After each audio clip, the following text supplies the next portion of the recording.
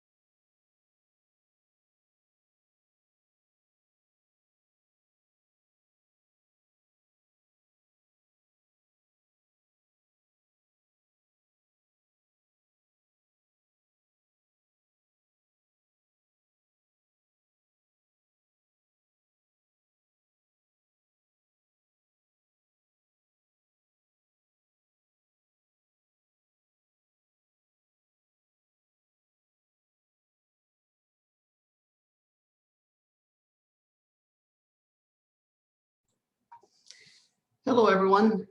Thank you so much for joining us. We'll be starting in just about 1 minute. In the meantime, please feel free to introduce yourself in the chat. I see a number of you have already doing so. Grace, Mary, Kelly, Robert, and others. We'll be starting very soon.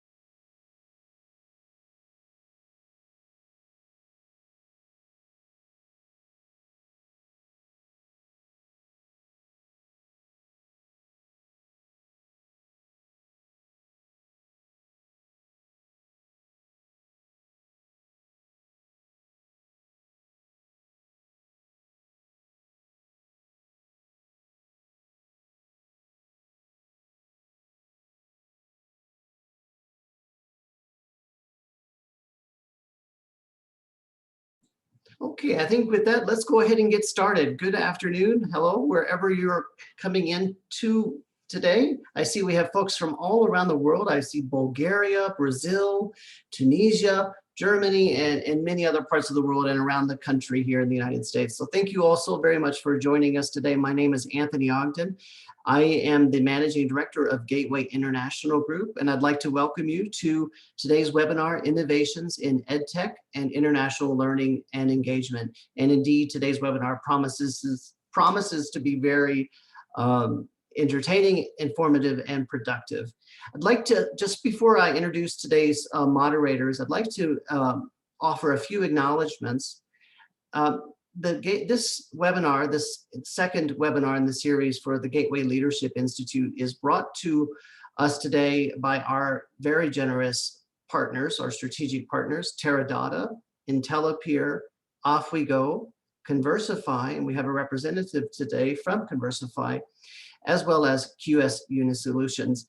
If you're not familiar with these important and very well-placed organizations, please spend a minute to get to know them. I'd also like to recognize our sponsors for Gateway Leadership Institute, and they are CET Academic Programs, via TRM, Shorelight, View, Synorbis, Virtual Education, Virtual Internships, SEPA Foundation, Hewlett-Packard, and Podium Education. Also not noted here, but also a sponsor of the organization or the Gateway Leadership Institute is Verify Ed.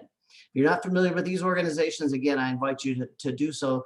Really doing excellent work in advancing the utilization of educational technology to support international higher education, specifically international learning and engagement, which is the focus of today's webinar. Now, let me introduce very quickly our facilitators today. And I'm very honored to be working and collaborating so closely with Dr. Rosa Almaguera from EduAlamo, coming to us today from Toledo, Spain, and Dr. George Kasenga from Purdue University Northwest.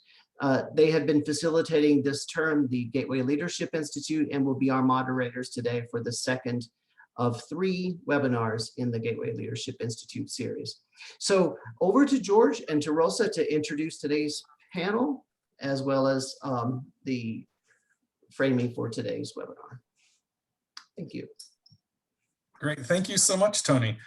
Rosa, was there anything you wanted to chime in and say first before I introduce our panelists today?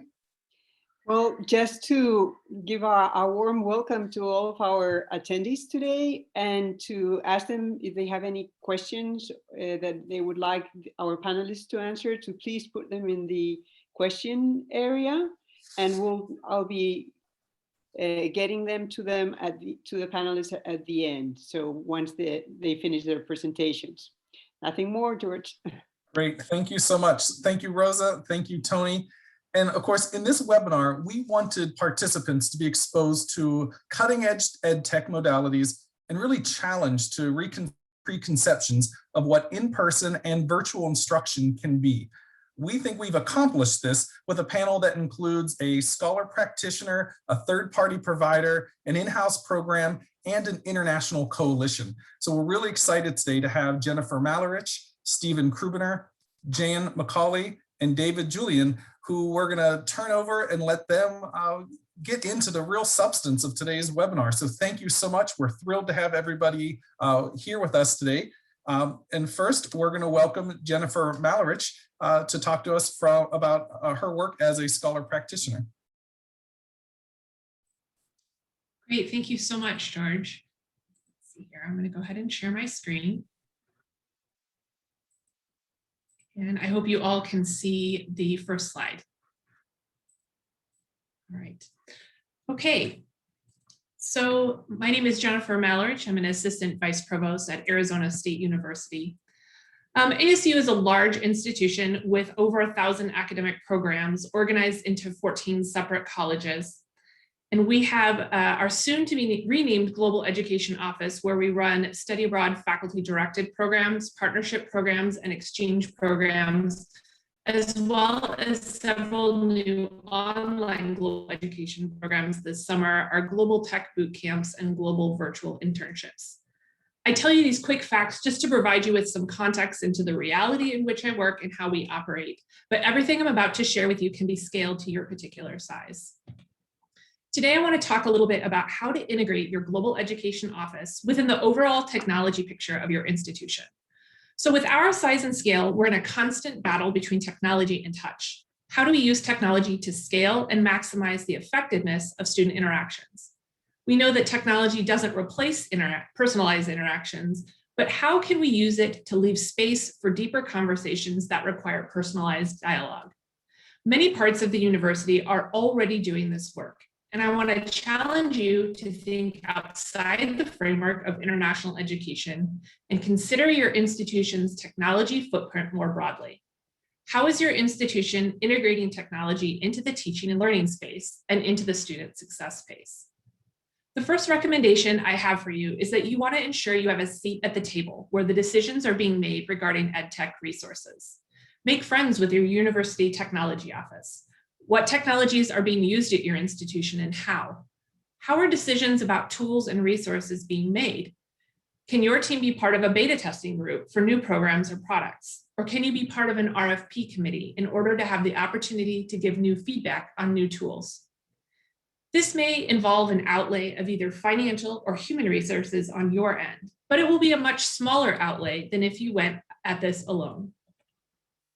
So today I want to give some examples of how we at ASU have used EdTech resources and how the Study Abroad Office specifically has utilized enterprise-wide technology. Hopefully I can inspire you to think innovatively about how to position your team within your institution and get a seat at the table for these conversations. If your institution is anything like mine, the hub of the student communication and access to technology is that student portal. It's here that you can start to normalize global education activities as a regular part of the student experience, not only for students, but also for those advisors and other staff and faculty that interact with that student portal. In this example, we've provided the same type of academic advising contact information for our exchange students as we do for our degree-seeking students. This means we've engaged with the area that maintains this data for all advisors to make sure that we were represented. We also take advantage of the rotating ads on My ASU using techniques like narrowcasting to get targeted ads in front of specific student audiences. In this case, we wanted to feature our new Global Innovation Summer online programs. So we had this ad appear in My ASU for all students who were registered during spring 2021. Ensure that your international coordinators have access to whatever advising portal or retention portal is available to all advising staff. At ASU, we developed a student profile within Salesforce to track retention indicators and pull together data from multiple sources. By ensuring your team has access to this data when speaking to students, they have transparency into interactions the student is having with other units across campus, and those other offices can see your notes. We're also in the process of implementing Kuali's online curriculum management system. This system will allow faculty to submit requests for new degrees, minor certificates, and courses offered at the institution. It manages the approval workflow and integrates with PeopleSoft and governance systems. We're moving the proposal process for the faculty-directed study abroad programs into the same system. This solidifies those programs as an academic endeavor and ensures that the curriculum meets all university standards. We worked with the people that run Degree Search, our online catalog of all academic programs offered at the institution, to ensure that global academic activities were part of how students learn about academics at ASU. Here you can see the program-specific text for landscape architecture and a link to the study abroad programs pre-approved for students in that major. We recently implemented Move On to allow the institution to track international agreements enterprise-wide. This way, everyone has visibility into what types of agreements are in place with international institutions. Implementing this product gave us better connections with different types of offices across campus. We've worked with our mobile app team, utilizing that tool within our digital communication strategies. In this example, we show a push notification we did for the 2019 Study Abroad Expo and then the analytics behind the scenes so we can track how effective that particular notification was. Does your campus have a chatbot? Make sure that the data regarding your programs or answers to FAQs are in the knowledge base that chatbot relies on. This pre-pandemic example demonstrates how we were embedding the messaging about summer study abroad within the overall summer programming messaging. This was really successful for us in our COVID-19 response for spring 2020. We worked with our comms team to make sure we had anticipated as many different questions regarding COVID that study abroad students may have, so they could get answers to their questions, like whether ASU had canceled study abroad programs due to COVID on their own schedule, which is not necessarily the time that you have staff in the office awaiting their phone call. Even before the pandemic, with our 4 campuses and large online population, relying on large in-person events was questionable. COVID forced us to be virtual, and we're able to use our enterprise Zoom for larger presentation events and individual student advising. We also chose to use Hoppin to facilitate the Study Abroad Fest this year. Hoppin's an online events platform where students can enter the experience that day and visit different rooms to hear presentations and interact with staff and faculty. We're using technology to enhance and diversify how we deliver global learning. ASU has an online single course exchange model through the Plus Alliance, where students are able to take classes from the University of New South Wales and King's College London. We're offering global tech boot camps that focus on career readiness skills, expanding the intended student learning outcomes for programs offered by a study abroad office. And our faculty are using Canvas to offer hybrid mobility courses where the instruction is occurring throughout the semester, either before or after that mobility experience. This reduces costs and opens programs up to our online and other place-bound student populations. Our experience with all these different platforms gives us greater flexibility and allows us to say yes to more challenging requests for online global opportunities when they arise. Finally, just a reminder to go back to the basics and make sure you have a social media strategy. Work with your strategic comms office to make sure your messaging is part of all enterprise-wide messaging. One key thing to remember is that as you take on these new technologies, you need to have a maintenance plan. How will you accept and test upgrades and new integrations? What types of support do you need from your UTO? Who ensures new tools are following regulations like GDPR? It's technical and it's tricky, and that's why I do not recommend going at it alone. You need the support and skills of your centralized resources to operate efficiently and protect yourself. The more you integrate your office operations within the technology landscape of the institution, the more you regularize your mission and your programs as part of the overall educational experience. By breaking down operational silos, you're developing relationships across campus with thought leaders and decision makers at multiple levels. Laying a technology foundation is crucial to ensure the agility of your office and the ease with which you can pivot to modularizing global learning activities. The more you're plugged into the overall technology picture of your institution, the more you can maximize opportunities to be plugged in other ways too. You're moving towards that comprehensive internationalization concept by weaving your programs into enterprise level operations. Thank you so much for your time today. Thank you very much, Jennifer. Great food for thought there. And from our participants, please put any questions or thoughts you have into the Q&A feature. Next, we are going to be hearing from Stephen Crubiner with Conversify.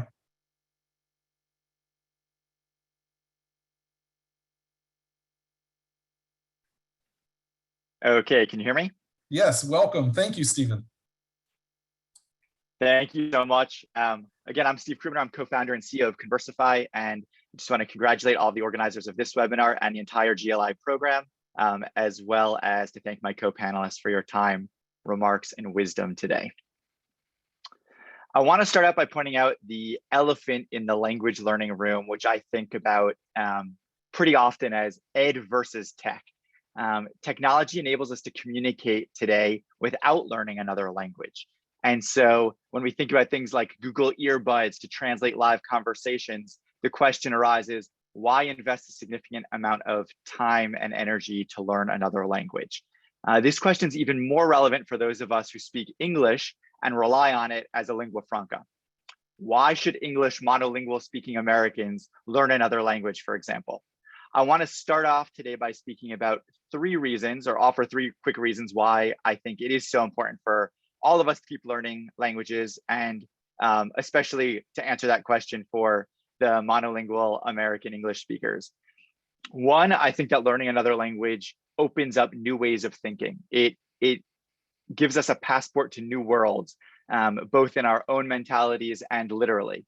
And so I think that's something that you can't get just through a tech translator.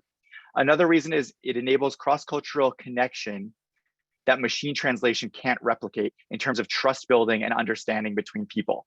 I can understand my counterparts better, both literally and in terms of nuance, if I speak their language. And my counterparts can respect, or do respect, the fact that I made a really significant effort, and therefore trust builds faster. Lastly, I think there's a competitive edge for those of us who speak other languages, which relates to those first 2 points. And therefore, if you want to be competitive and have access to the other worlds that are opened up by language learning, it's a really important skill to focus on. My conclusion on this point is that in EdTech, as it relates to language learning, I think that the tech should enhance education, not replace it. At Conversify, we work with university students, and I'd like to share their motivations for learning language.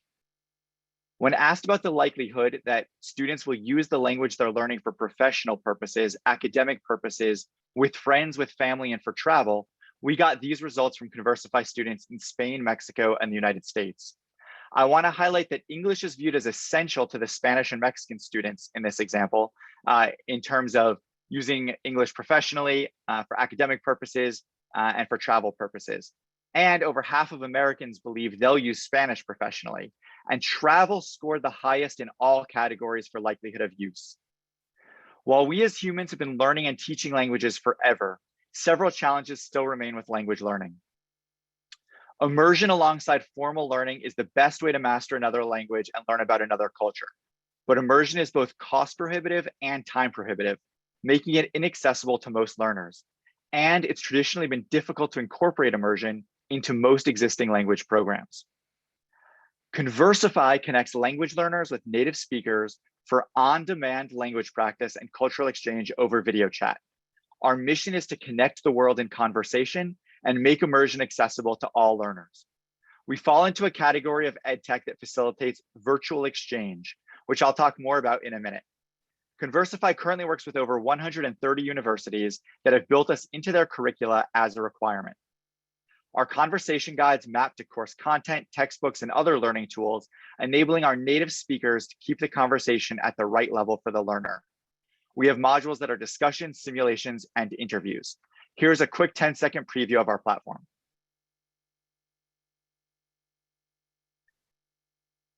And while this is playing, if you're interested in learning more, please visit us at www.conversify.com.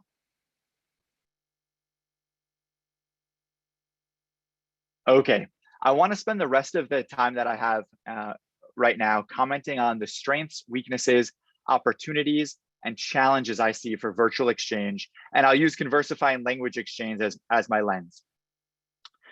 Firstly, in terms of strengths, students develop important competencies through virtual exchange.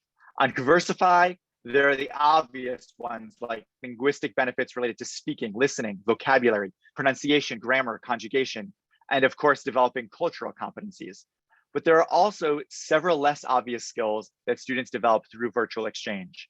They develop digital competencies using video chat and communicating through the computer. They develop coaching and feedback competencies, helping others learn their language. They develop competencies with language for specific purposes. And on Conversify, an example of that is using our simulations to practice medical Spanish or business English. And they're to home in on specific languages or cultures, like if somebody wants to practice Chilean Spanish as an example, it's much easier to do that through virtual exchange where they can focus on the type of geo-targeted language that they're learning. Another real strength with virtual exchange is that it creates significant access for students who might otherwise not have been able to access exchange programs. It's not cost prohibitive, it's not time prohibitive, and it's not geographically limited. Also, there's longevity in virtual exchange. It offers an ongoing virtual opportunity for students that is not often the case with physical mobility, which is usually isolated to a single instance. So you can start with virtual exchange from day one of language learning and carry on through the entire language learning journey. Another strength is it's much easier for faculty to implement virtual exchange than it is to build a physical mobility exchange. Conversify, for example, is easy to integrate into the curriculum because we do all the heavy lifting and map to hundreds of curricula. We give the students the tools they need to be lifelong language learners and the ability to have a conversation with a native speaker, which in the end is what it's all about for most language teachers. Conversify can reduce faculty load by replacing oral interviews or setting up exchanges, and it helps demonstrate real skill development in real time back to the teacher. So there's a nice feedback loop there. It's less work than organizing physical mobility or one-off exchanges. And importantly for the university, it boosts university's internationalization. It also helps promote physical mobility for students that might not have been interested or aware of the opportunities with physical mobility in the beginning. There are also, of course, some weaknesses with virtual exchange. Online can never fully replace in person. You lose several senses, touch, smell, taste, and even sight is limited to a screen. And of course, it's not fully accessible. You do need internet bandwidth in order to access virtual exchange platforms. Now is an exciting time in terms of opportunities for virtual exchange. COVID forced many over the video chat hump, and it's no longer being used just by early adopters or online courses. Many more students and faculty are using video chat. And technology in general has offered many additional opportunities, including advancements in, as I mentioned, video chat, AR and VR, natural language processing, bots, etc. Also, the emergence of sharing economies has helped to normalize working with unfamiliar counterparts. We're all willing to get into a stranger's car with Lyft or Uber, stay in a stranger's house with Airbnb. Why not practice a language with someone you don't know halfway around the world? Everyone has a language and a culture to share, at least one, which means we can democratize the roles of learning and coaching with virtual exchange. Online learning has also exploded in terms of popularity, partially due to COVID and even beforehand. And so the comfort with which people are participating in online learning experiences is only increasing. Lastly, with with open educational resources, OER, bringing supplemental cost of courses down, students have more cash to spend on authentic experiences and experiential learning, which includes virtual exchange.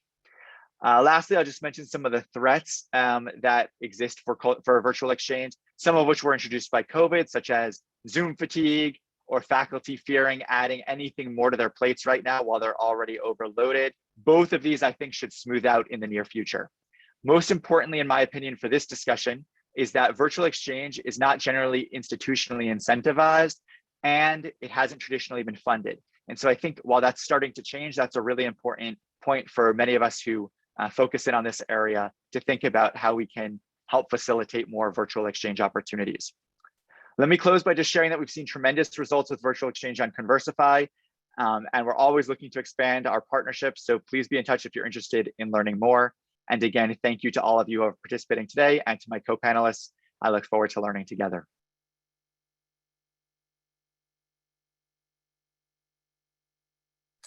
Excellent. Thank you so much for that, Stephen. And again, that generated a lot of good food for thought for our participants today. Please take advantage of the Q&A feature. As you have questions, post your questions there, and then Rosa and I will hold a facilitated Q&A at the end, so your questions can be answered or addressed by our panelists. So thank you again so much, Stephen, for that presentation. And next we'll be hearing from Jan Macaulay from the SUNY Coil program. Jan, are you available? There she is.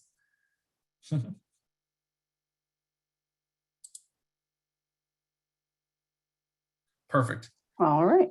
Well, thank you so much and welcome, Jan. Thank you. Thanks to everybody on the panel for all the interesting presentations, and thank you for the invitation to be here today as well.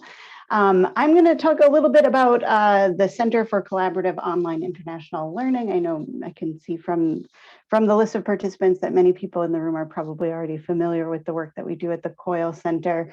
But I do want to kind of hone in a little bit in this conversation about, some of the features that are happening currently, many of which, have already been touched upon in the world today that are bringing increased relevance to the ideas of COIL and virtual exchange. And as you all know, we kind of are in the middle of two major disruptors to higher education.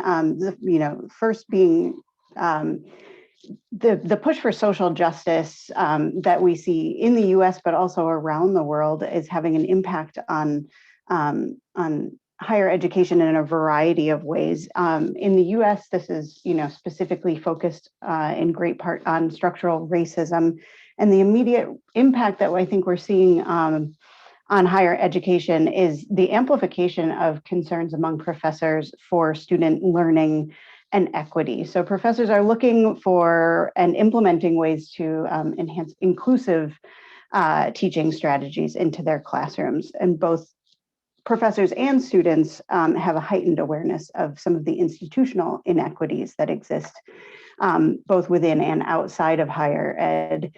Obviously, the second of these major disruptors is the pandemic, right? So Stephen just outlined, several of the features of this that are impacting higher education, pushing institutions to be online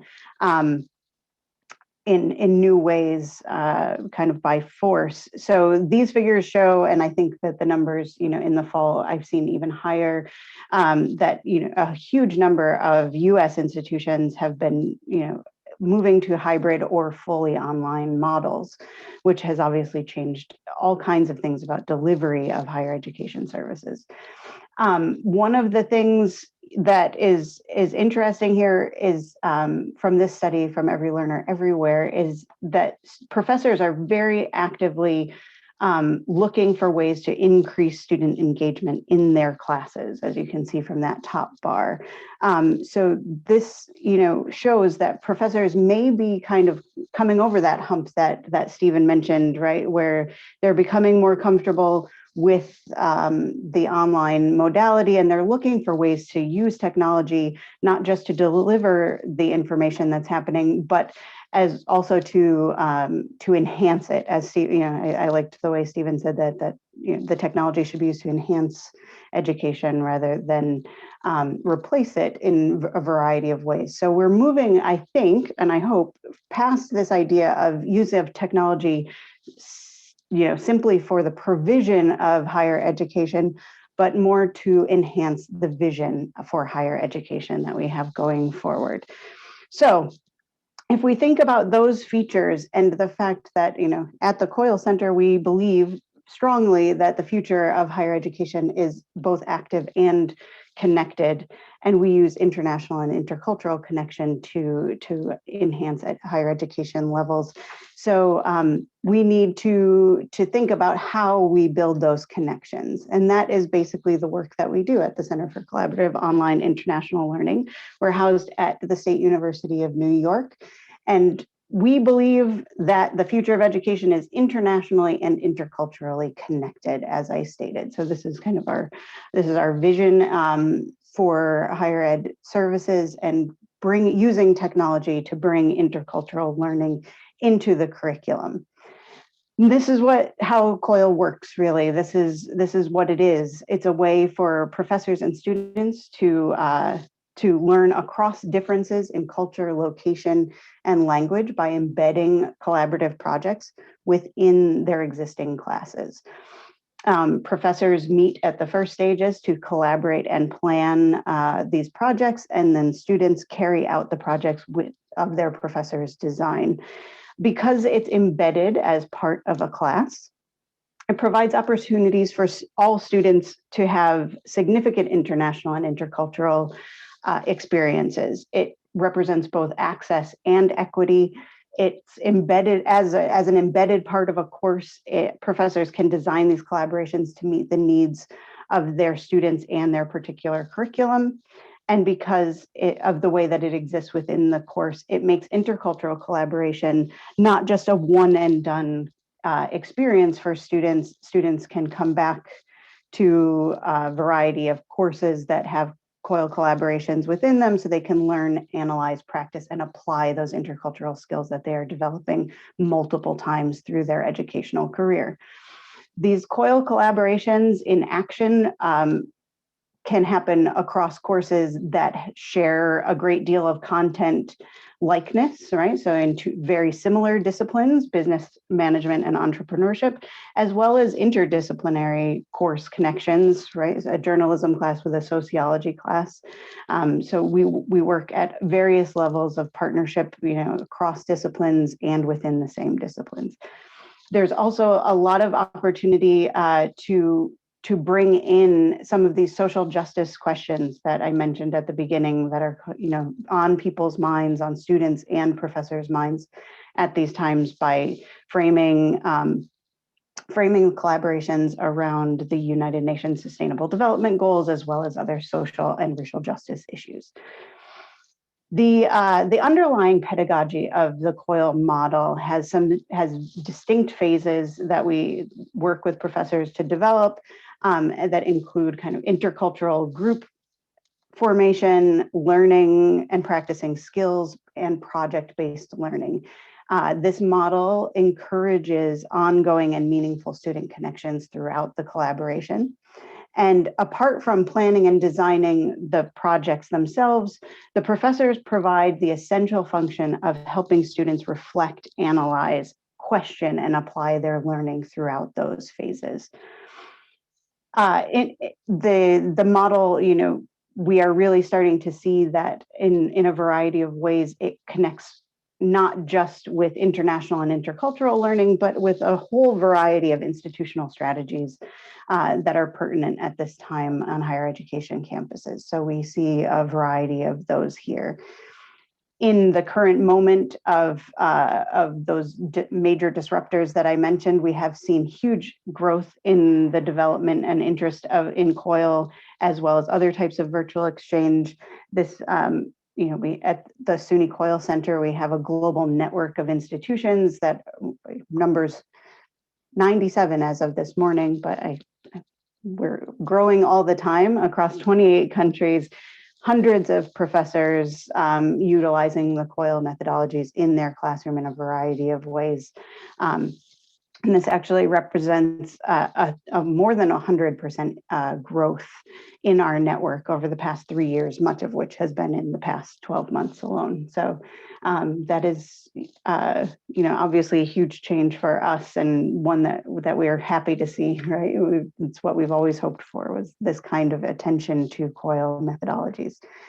We recognize at the Coil Center that there are multiple roles to be played in pulling together COIL opportunities for students. So students have their role, professors have theirs, and as Stephen mentioned, having institutional commitment and incentivization for COIL and virtual exchange projects is pivotal to making these connections sustainable and scalable across institutional roles. So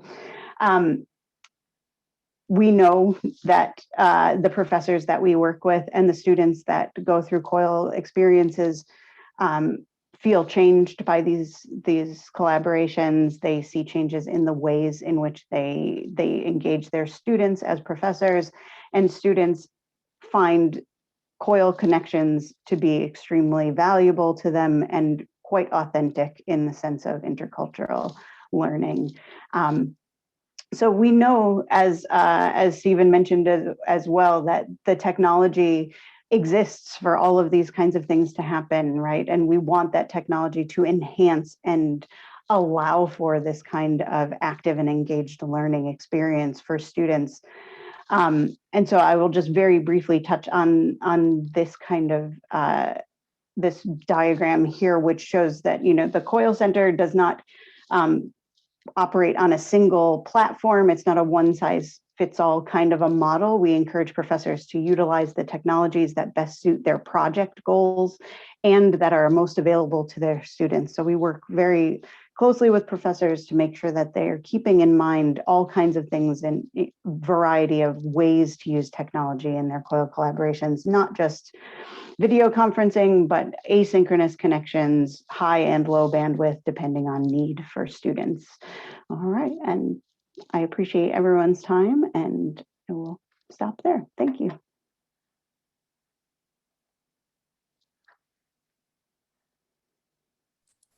Thank you. While I was unmuting myself, thank you so much.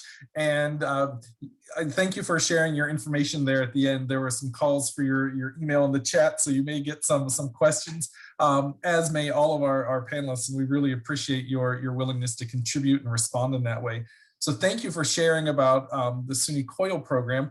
And next we will be hearing from David Julian, and really excited to learn more about this international coalition. And so I'll pass it on to David if you are ready to share your screen. I am, George. Thank you so much. And thanks to my co-panelists for paving the road with great presentations. My name is David Julian. I'm the Secretary General for IOHE, the Inter-American Organization for Higher Education. We're based in Montreal.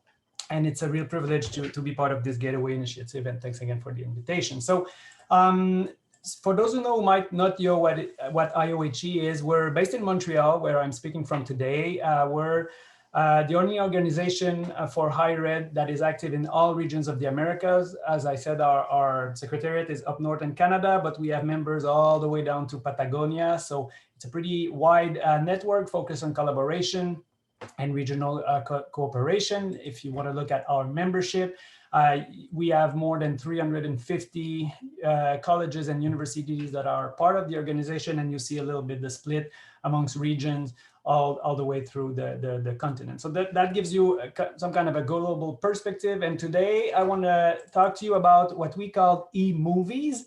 And I put the name in Spanish because that's where the acronym comes from, the Espacio de Movilidad Virtual en Educación Superior, speaking of second language, like Stephen said. So when we transform that into English, it becomes the virtual mobility space in higher education. So basically, e-movies started a couple of years ago. Some of our members in Colombia were worried about issues of equity and access. We know that international education, especially when you talk about mobility and study abroad experiences, is limited to a few bunch of privileged students that either have a strong enough academic record to get a grant, or the support from their family members, or any kind of socioeconomic advantage to actually get into a full international education experience. But how about all of the rest of the 99% of students that won't necessarily be part of those? So they wanted to explore how can we use technology to initiate a mobility program, but in terms of virtual exchange. How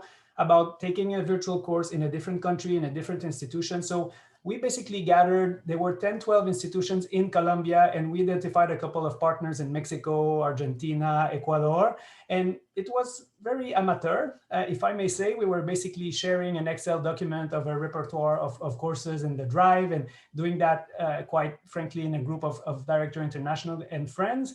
But when the pandemic kicked in last year, we realized that we had within our hands a validated methodology as a very strong alternative to traditional mobility. So we decided to push it to the next level and open it to all the continents. So what's eMovies?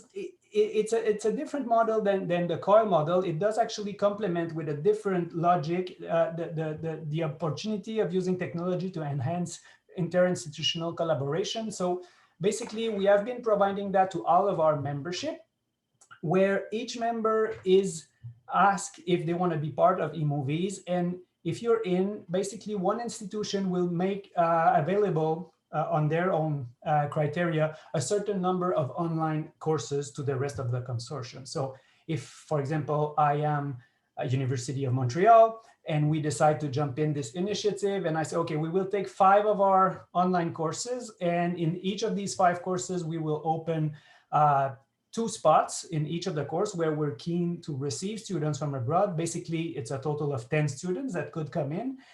We work in some kind of a pool or a logic.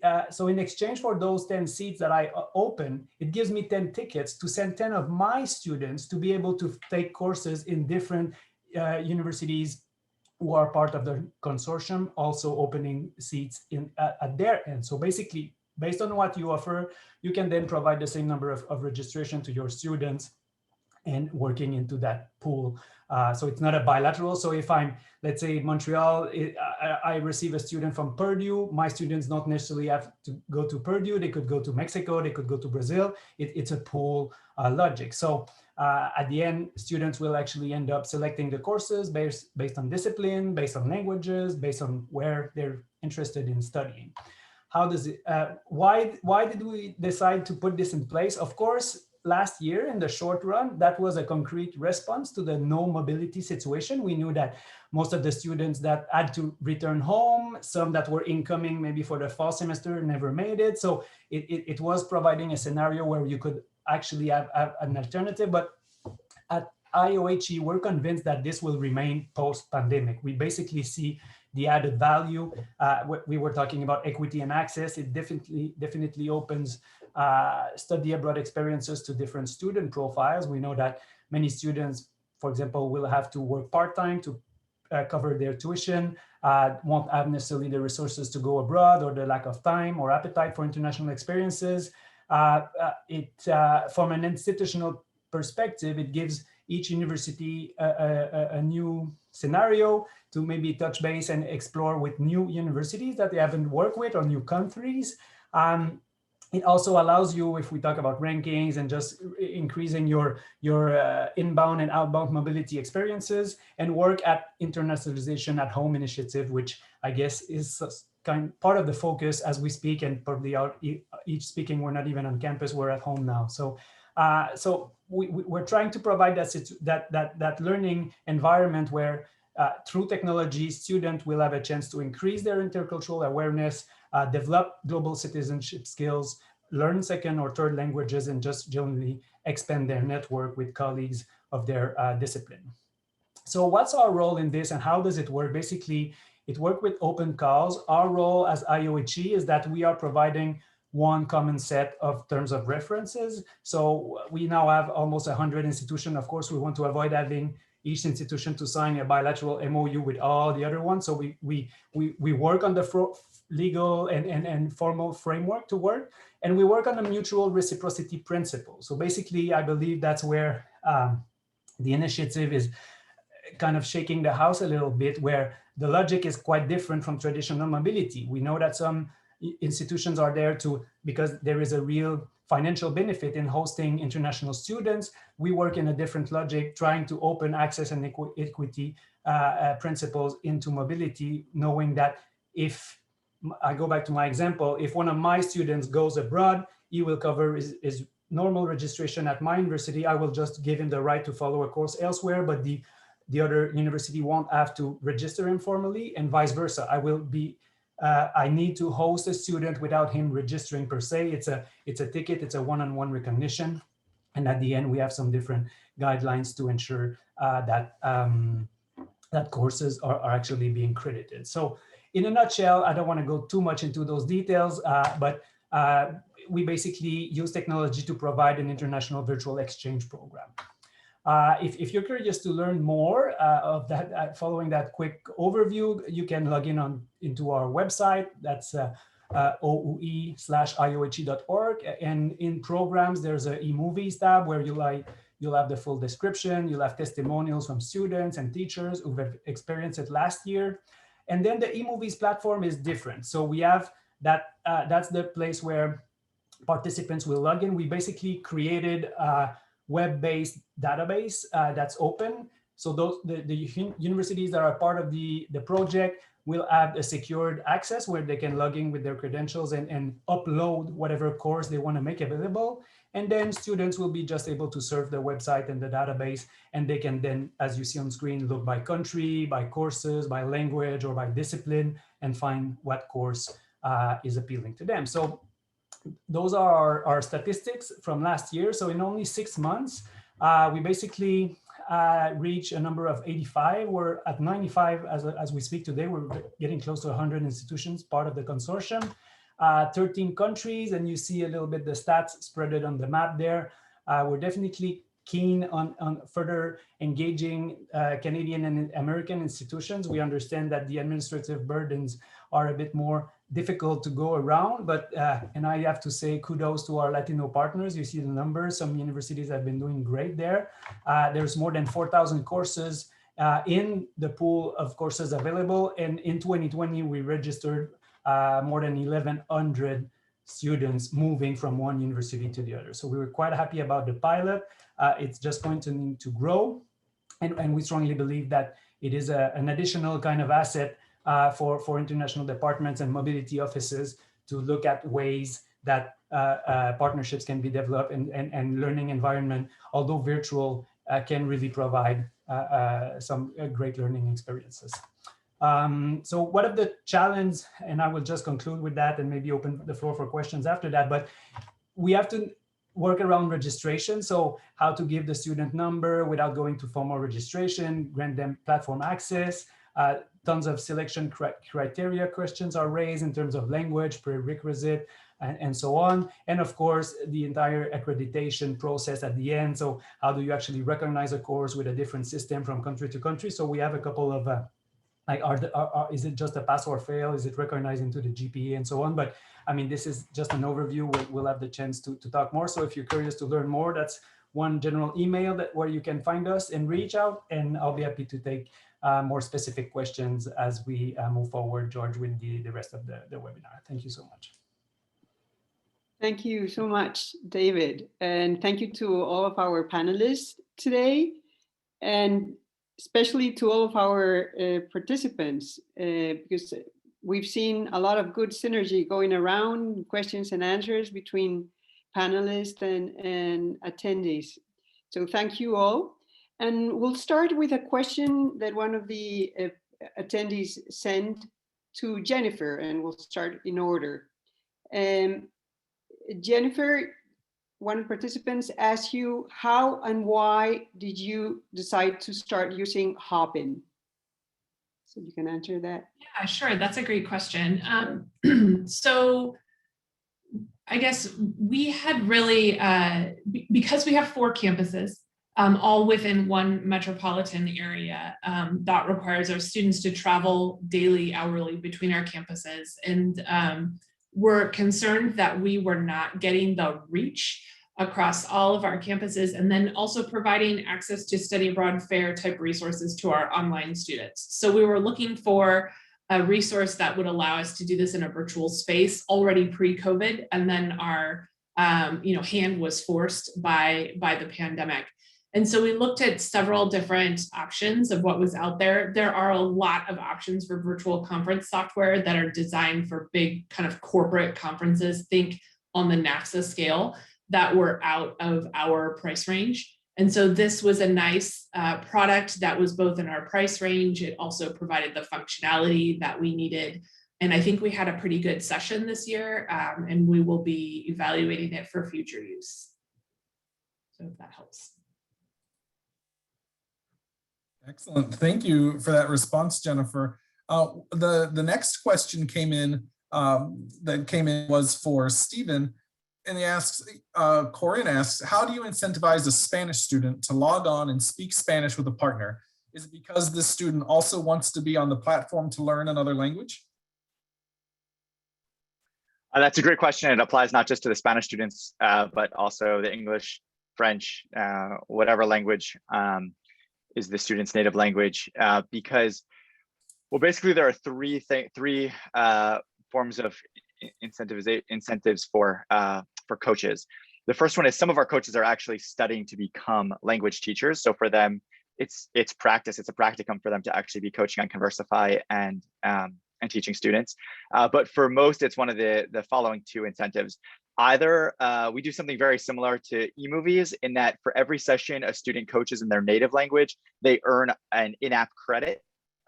We use tokens, and they can use that token toward a language they're learning. So if I coach a session in English, I'll earn a token, and then I can spend that token on a French session or a Spanish session. So some students are doing it as a way to make the Conversify, affordable and accessible for them. And then some students can apply to be paid coaches as well. And if they've maintained a certain score in terms of peer feedback, after they've done 6 sessions, we'll watch their videos and approve them to be a paid coach, and then they can use Conversify as a part-time job. And actually, we have several students that are using Conversify as a really convenient and fun way to not only learn, but to earn some side money. Thank you, Stephen, for that answer. And now we have a question that we're going to address to Jan, and that is, with EdTech being changed, how do you incentivize, and in what ways do you talk about, motivate, and reassure your stakeholders about such a change moving to EdTech? Sure, thank you. I think, I saw that question about change and things like that, and I think we've all been through so much in the last year in terms of how our engagement has changed. But I think, the Coil model at its heart has a great deal of flexibility. So it can really meet the needs of professors and things like, and institutions as they seek to kind of meet international, intercultural, and those other strategies that are so important of active learning and high impact practice, all of those kinds of things. So I think, we are constantly adapting at the Coil Center to the needs that we see in our community. We are very much in touch with the community of practice that we work with through our networks. So, when things shifted last year and the pandemic hit and study abroad courses were canceled all over the world, we pivoted pretty quickly to apply Coil methodologies to a kind of a new model of a course that's called the Coil Global Commons. And it's a 6-credit course that uses Coil methodologies to connect students with NGOs around the world to do very active projects around the SDGs. And we work with professors to figure out ways to pivot their short-term study abroad courses into virtual experiences for students that include very active and engaging activities. So Thanks, Corinne. Corinne just put the link to our global commons page in the chat for me. Thank you.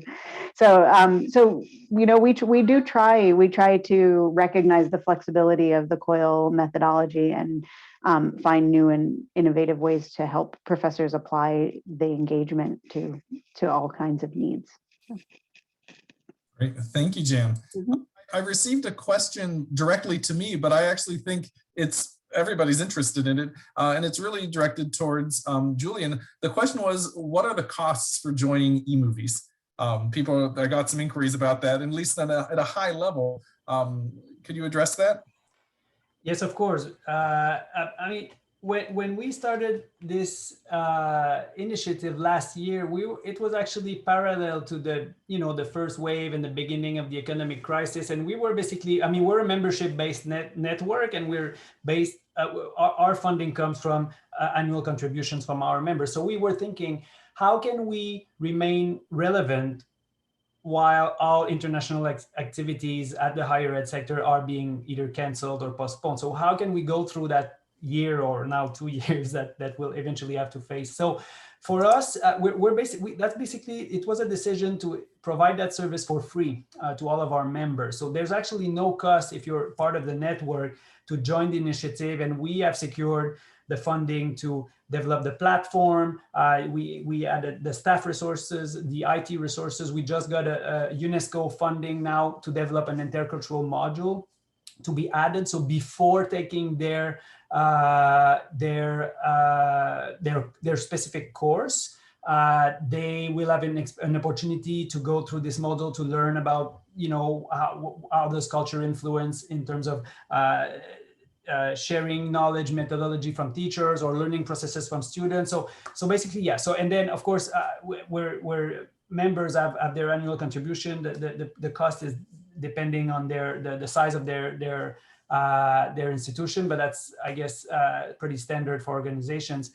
Maybe if I can then complement, I did receive a questions of the language of the courses that are taught, and that's an interesting one, because I could definitely see a potential student using Conversify first and then jumping in one of our courses. Most of the courses, because of the countries that are pooling in, will have courses in Spanish. However, some Spanish-speaking countries and universities have offered a couple of courses in English. Some students from, for example, Canada are using it as a Spanish second language course, and so on. So it is an opportunity to also maybe go further than the language training, but actually apply your second language skills into a real learning environment in the discipline of your choice. Thank you, David. And we have a question for all of our panelists today. And this says, thinking in the future, how firm or institutionalized do you think the EdTech and virtual learning is once we're back to normal mobility? I answered in the chat, but I can go ahead and answer live as well. I think that this is here to stay. We are 100% not going backwards. This is part of our kind of normal educational environment at this point. Remembering that we have a very large online population in addition to our in-person population. Our in-person population also takes courses online as well. So I think that the online global learning really brings those types of skill building experiences into the classroom in a very democratized way across our entire student population. And I hope it will become even more embedded into the overall undergraduate and graduate level student experience and entice students to have deeper, longer experiences and exposure internationally. So for us, it is definitely here to stay. Thank you, Jennifer. If anyone wants to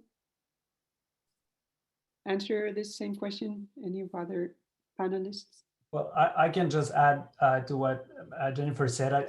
it's funny because when we started that last year with some institutions, the first conversations were, okay, this is interesting, this is new. Well, we're not ready yet, but we'll have a look and we'll join later. And now, I mean, some have jumped in and now people are coming back, say, well, we realize that it's going to, well, the pause will be longer than expected. So why not jumping right now? But also realizing that even post-pandemic, yes, there will be, I believe, different solutions that are happening. Should it be Coil, what we call mirror classes, or our e-movie systems, and there are others, are there to stay because they will complement. Remember what I said about our pilot. The genesis of the project was for equity and access, providing a solution that was not necessarily accessible to all by providing this alternative. So that can, in my opinion at least, can definitely go beyond the pandemic. Absolutely.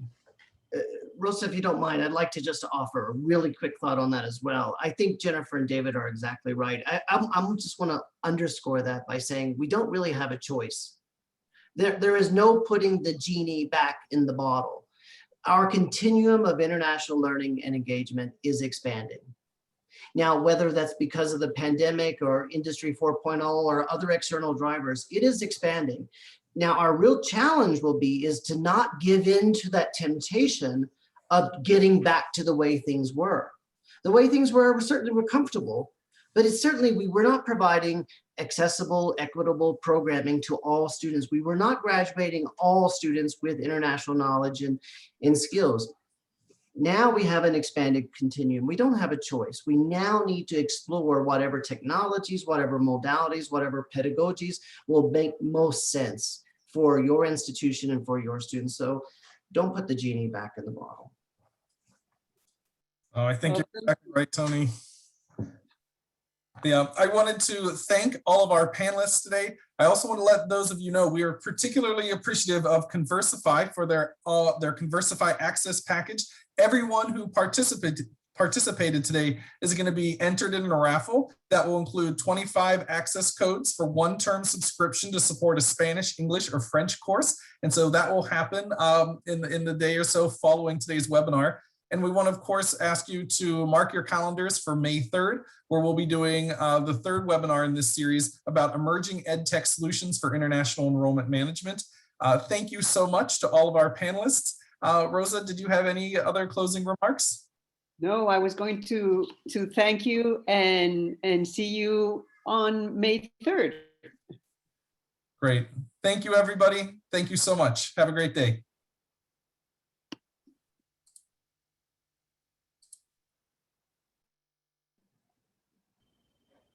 Have we stopped?